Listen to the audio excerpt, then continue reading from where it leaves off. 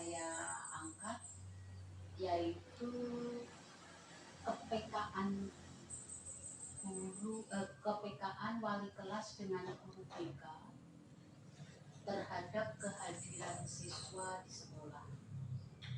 Di sini saya ambil kepekaan karena saya lihat beberapa wali kelas, itu artinya tidak semua 9 orang wali kelas itu tidak PK terhadap anak didik yang diampu di dalam kelasnya. Ambil contoh informasi bahwa ada siswa di kelas tersebut sudah beberapa hari tidak masuk atau ada masalah yang menyebabkan dia tidak masuk, itu artinya tidak ada komunikasi dengan kepala sekolah sehingga rawan dalam mengambil tindakan. Karena di sekolah itu kan ada tata tertib tentang kehadiran siswa. Di dalam kesepakatan awal tahun ajaran baru bahwa anak tidak masuk sekolah 2 hari berturut-turut itu orang tua harus dipanggil.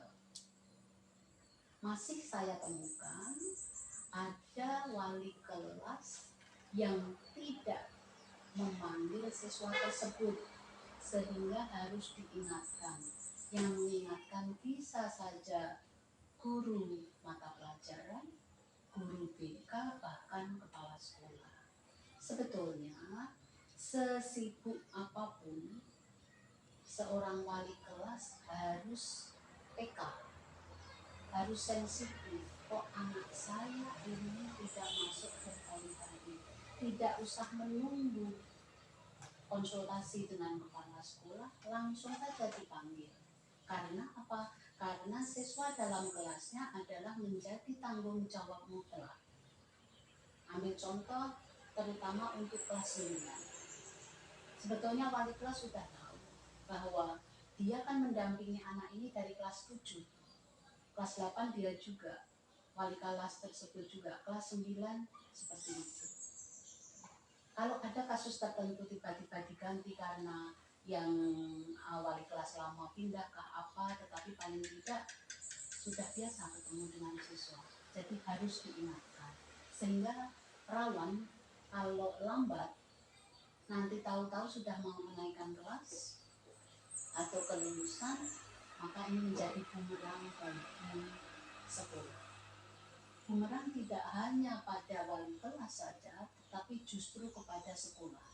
Berarti sekolah itu tidak tanggap.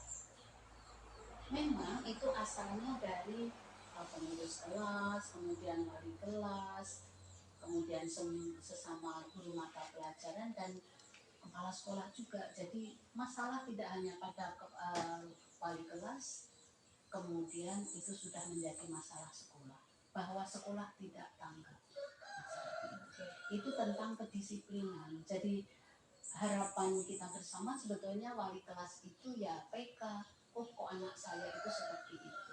Karena kan sudah sering saya ingatkan juga bahwa wali kelas harus PK. Buat peta kelas. Oh anak ini seperti ini, oh anak ini seperti ini. Tidak hanya kehadiran sebetulnya, bisa tingkah laku dan seterusnya, tetapi yang memprihatinkan sekali yaitu yang perlu diangkat adalah tentang kehadiran.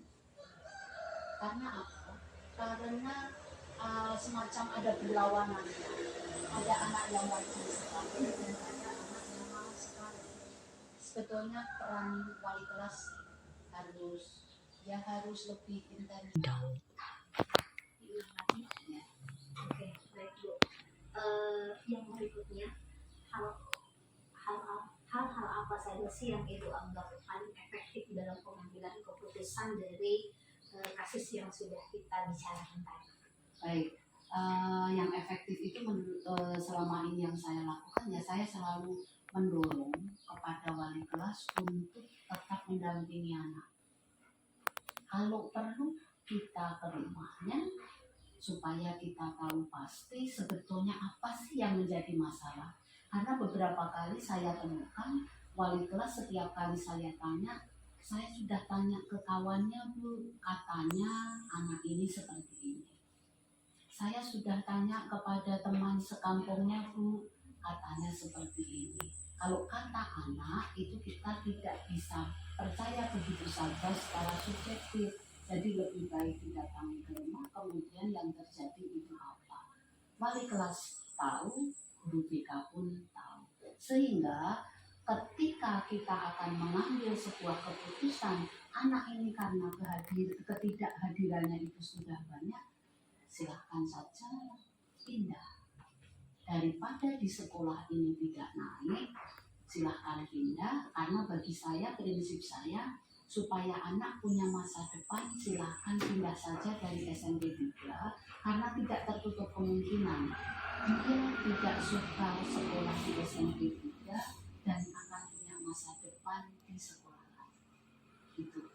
Jadi saya memang melalui wali kelas saya kita terus, bahkan kita berkunjung. Itu yang paling efektif. Jadi kita tidak bisa mendengar hanya dari orang lain, tetapi kita harus berkunjung sendiri. Langsung terjun langsung. Ya. Ya, baik Bu, di sini untuk menyelesaikan masalah itu, apakah Ibu membuat jadwal tertentu dalam menyelesaikannya, atau prosedur apa yang dibuat atau mungkin Ibu secara langsung untuk mengingatkan kepada wali kelas? Saya tidak pernah punya jadwal yang seperti itu, tetapi lihat situasi dan kondisi. Jadi kalau umpamanya sudah beberapa hari, sudah 1 bulan ini kok tidak ada, ya guru atau wali kelas yang memanggil siswa atau orang tua, apakah tidak ada masalah dengan anak-anak. Nah seperti itu. Karena saya berpikiran atau punya harapan hal-hal seperti itu tidak perlu dijadwal, tapi situasional saja. Ketika ada masalah baru saya ingatkan. Ketika wali kelas itu vakum baru saya ingatkan. Jadi memang tidak ada jadwal. Nah itu hanya di dalam agenda kepala sekolah itu koordinasi dengan guru dan staf itu setiap bulan. Jadi setiap bulan itu ada koordinasi. Koordinasi itu macam-macam. Jadi untuk kehadiran itu memang tidak ada jadwal. Bisa saja koordinasi tentang perangkat pembelajaran dan seterusnya, setiap bulan itu memang harus ada koordinasi. Tetapi kalau untuk kehadiran itu tidak ada jadwal tertentu. Ketika vakum wali kelas itu artinya tidak memanggil orang tua, baru saya tanya.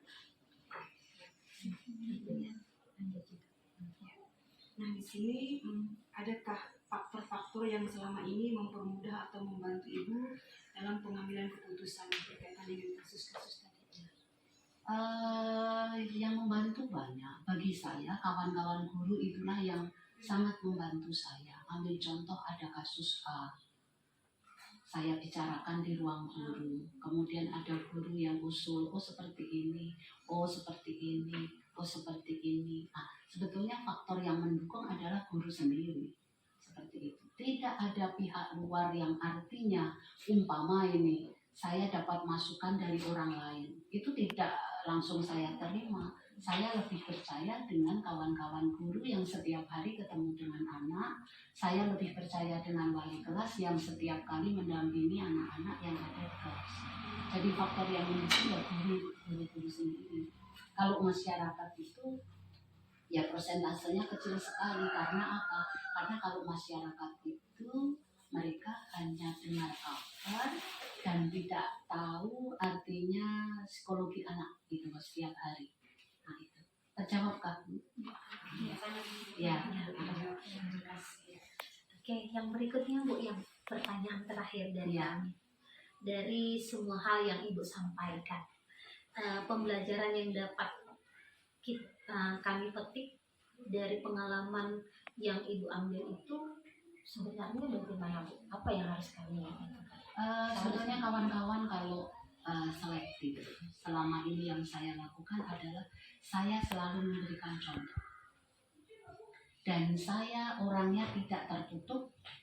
Saya selalu mengajak kawan-kawan untuk bekerja sama.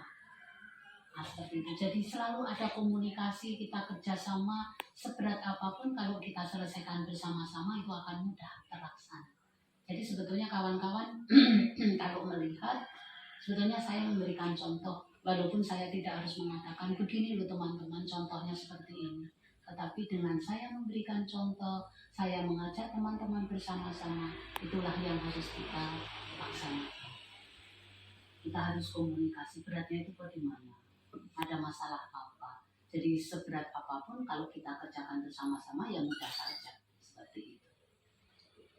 Berat sama dipikul, ringan sama di sini. Jadi berat ataupun ringan itu tidak ada masalah bagi saya jadi kepala sekolah enak saja, tidak